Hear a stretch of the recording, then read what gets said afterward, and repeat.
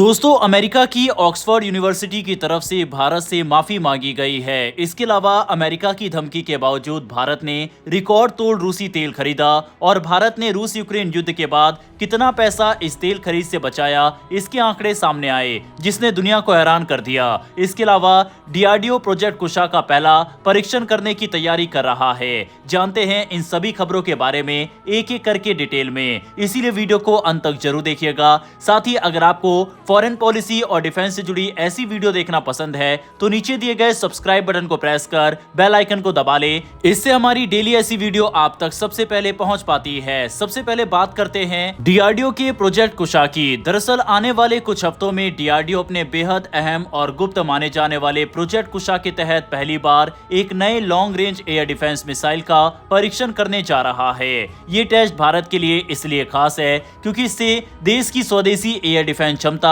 एक नए स्तर पर पहुंच सकती है। असल में इस प्रोजेक्ट का पहला मिसाइल वेरिएंट M1 अब पूरी तरह तैयार हो चुका है। इसकी सबसे अहम चीज यानी डुअल पल्स रॉकेट मोटर का जमीन पर सफल परीक्षण किया जा चुका है। आसान शब्दों में कहें तो ये इंजन मिसाइल को 2 बार ताकत देता है, जिससे वह आखिरी समय में भी तेजी से टारगेट का पीछा कर सकती है। यही वजह है कि अब इसकी पहली उड़ान यानी फ्लाइट टेस्ट जल्द होने वाली है। M1 मिसाइल की रेंज लगभग 150 किलोमीटर होगी। ये अपने आप में एक बड़ी उपलब्धि है क्योंकि अभी भारत के पास जो स्वदेशी एयर डिफेंस सिस्टम है उनकी रेंज करीब 90 से 100 किलोमीटर तक ही है। इस मिसाइल में आईसा सीकर लगाया गया है जो बेहद आधुनिक रडार तकनीक है और दुश्मन के तेजी से घूमते या बचने की कोशिश कर रहे टारगेट को भी आसानी से ट्रैक कर सकती है। लेकिन प्रोजेक्ट कुशा सिर्फ एक मिसाइल तक सीमित नहीं है, इसे शुरू से ही 3 लेयर में तैयार किया जा रहा है। दूसरा वेरिएंट M2 होगा जिसकी रेंज लगभग 250 किलोमीटर तय की गई है। ये भारत को सीधे long range air defence club में खड़ा कर देगा। सबसे खतरनाक और एडवांस वेरिएंट होगा M3। इसकी अनुमानित रेंज करीब 400 किलोमीटर होगी। इसमें डुअल सीकर सिस्टम और हिट टू किल तकनीक का इस्तेमाल किया जाएगा, यानी मिसाइल सीधे टारगेट से टकराकर उसे तबाह करेगी। इस मिसाइल का मकसद सिर्फ फाइटर जेट्स नहीं बल्कि दुश्मन के अवैक्स विमान, एयर टैंकर और दूसरे हाई वैल्यू टारगेट्स को बहुत दूर से खत्म करना होगा। अगर तीनों मिसाइल को एक साथ देखें तो प्रोजेक्ट कुशा भारत को मीडियम, लॉन्ग और वेरी लॉन्ग एयर डिफेंस की पूरी सुरक्षा देता है। खास बात यह है कि ये पूरा सिस्टम पूरी तरह स्वदेशी होगा और भविष्य के खतरों जैसे स्टेल्थ एयरक्राफ्ट को ध्यान में रखकर बनाया जा रहा है। भारतीय वायुसेना इस प्रोजेक्ट को सिर्फ एक टेक्नोलॉजी टेस्ट नहीं बल्कि अपनी जरूरत मानती है। रिपोर्ट्स के मुताबिक IAF ने 10 स्क्वाड्रन प्रोजेक्ट कुशा सिस्टम की मांग रखी है, यानी आने वाले समय में ये भारत की एयर डिफेंस रीढ़ बनने वाली है। अब बात करते हैं CREA की रिपोर्ट के बारे में। दरअसल एक यूरोपीय think tank centre for research on energy and clean air की ताजा रिपोर्ट के मुताबिक फरवरी 2022 से अब तक रूस ने दुनिया भर को तेल और गैस बेचकर करीब 1 ट्रिलियन यूरो की कमाई कर ली है। इस रिपोर्ट में भारत का नाम भी प्रमुखता से सामने आता है। CREA के अनुसार भारत ने यूक्रेन युद्ध शुरू होने के बाद से रूस से करीब 144 अरब यूरो का कच्चा तेल खरीदा है। इस मामले में भारत चीन के बाद रूस का दूसरा सबसे बड़ा तेल खरीदार बनकर उभरा। वहीं चीन अब भी रूस का सबसे बड़ा खरीदार है। फरवरी 2022 से जनवरी 2026 तक चीन ने रूस से करीब 293.7 अरब यूरो के फॉसिल फ्यूल खरीदे, जिनमें तेल, गैस और कोयला शामिल है। वहीं भारत ने इसी अवधि में कुल 162.5 अरब यूरो के फॉसिल फ्यूल खरीदे, जिसमें लगभग 144 अरब यूरो का तेल और 18 अरब यूरो का कोयला शामिल है। दिलचस्प बात यह है कि रूस पर सबसे ज्यादा प्रतिबंध लगाने वाला यूरोपीय संघ खुद भी रूस से ऊर्जा खरीदता रहा है। रिपोर्ट के अनुसार यूरोपीय यूनियन ने अब तक रूस से करीब 218 अरब यूरो के तेल, गैस और कोयले का आयात किया।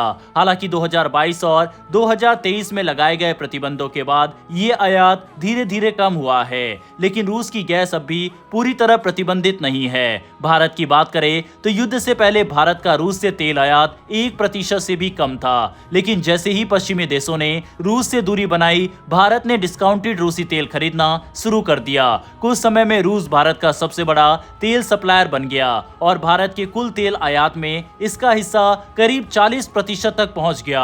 हालांकि नवंबर 2025 में अमेरिका द्वारा रूस की बड़ी तेल कंपनियों रोसनेफ्ट और लुकोइल पर नए प्रतिबंध लगाए जाने के बाद हालात बदलने लगे। इसके बाद भारत में रूस से तेल खरीदने का हिस्सा घटकर 25% से भी कम हो गया। भारत की बड़ी रिफाइनरी कंपनियां जैसे रिलायंस इंडस्ट्रीज, HPCL, MRPL और HPCL मित्तल ने फिलहाल रूसी तेल का आयात रोक दिया है। हालांकि IOC और BPCL जैसी सरकारी कंपनियां अब भी गैर प्रतिबंधित रूसी कंपनियों से तेल खरीद रही है। वहीं नायरा एनर्जी, जिसमें रोसनेफ्ट की हिस्सेदारी है, रूस से तेल खरीदना जारी रखे हुए है। CREA की रिपोर्ट बताती है कि जनवरी 2026 की शुरुआत में भारत का रूसी तेल आयात घटकर रोजाना करीब 73 मिलियन यूरो रह गया है, जो जुलाई 2023 में अपने चरम पर 189 मिलियन यूरो प्रतिदिन था। कुल मिलाकर ये रिपोर्ट दिखाती है कि वैश्विक राजनीति, प्रतिबंध और ऊर्जा जरूरतें किस तरह आपस में टकराती है। भारत के लिए यह सौदा ऊर्जा सुरक्षा और सस्ती कीमतों से जुड़ा है, जबकि पश्चिमी देशों के लिए ये अब भी एक बड़ा राजनीतिक और नैतिक सवाल बना हुआ है। अब बात करते हैं अमेरिका की माफी की, जो कि वहां की यूनिवर्सिटी ने भारत से मांगी है। दरअसल ऑक्सफोर्ड यूनिवर्सिटी प्रेस ने छत्रपति शिवाजी महाराज पर लिखी गई एक किताब को लेकर अब सार्वजनिक रूप से माफी मांगी है। ये माफी छत्रपति शिवाजी महाराज के 13वें वंशज से मांगी गई है। दरअसल साल 2003 में प्रकाशित किताब Shivaji Hindu king in Islamic India में कुछ ऐसे बयान लिखे गए थे जिन्हें अब OUP ने अप्रमाणित यानी बिना पुख्ता सबूत वाला माना है। ये किताब अमेरिकी लेखक जेम्स लेन द्वारा लिखी गई थी। OUP ने साफ कहा है कि किताब के कुछ पन्नों, खासकर पेज 31, 33, 34 और 93 पर दिए गए कथन सही तरीके से सत्यापित नहीं थे।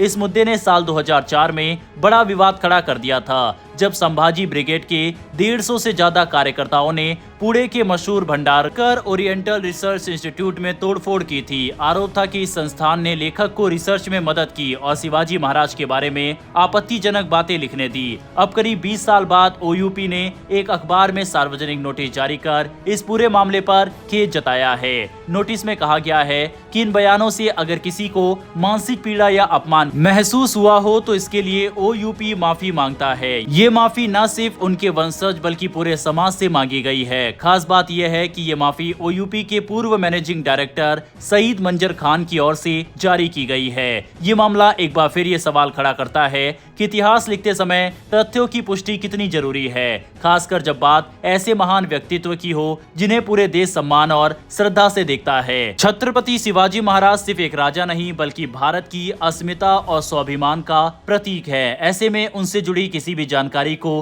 बेहद जिम्मेदारी के साथ पेश किया जाना चाहिए था। बहरहाल दोस्तों, इस वीडियो में इतना ही। आज का सवाल यह है कि प्रोजेक्ट कुशा की M1 मिसाइल को ज्यादा घातक बनाने वाली सबसे अहम टेक्नोलॉजी कौन सी है? ऑप्शन है single stage engine, infrared Sikar, dual pulse rocket motor या फिर सैटेलाइट गाइडेंस। चारों में से सही जवाब कमेंट बॉक्स में लिखकर बताइएगा। सही जवाब को मैं हार्ट दे दूंगा। फिलहाल इस वीडियो में इतना ही, फिर मिलेंगे ऐसी एक नई वीडियो के साथ। धन्यवाद। जय हिंद, जय भारत।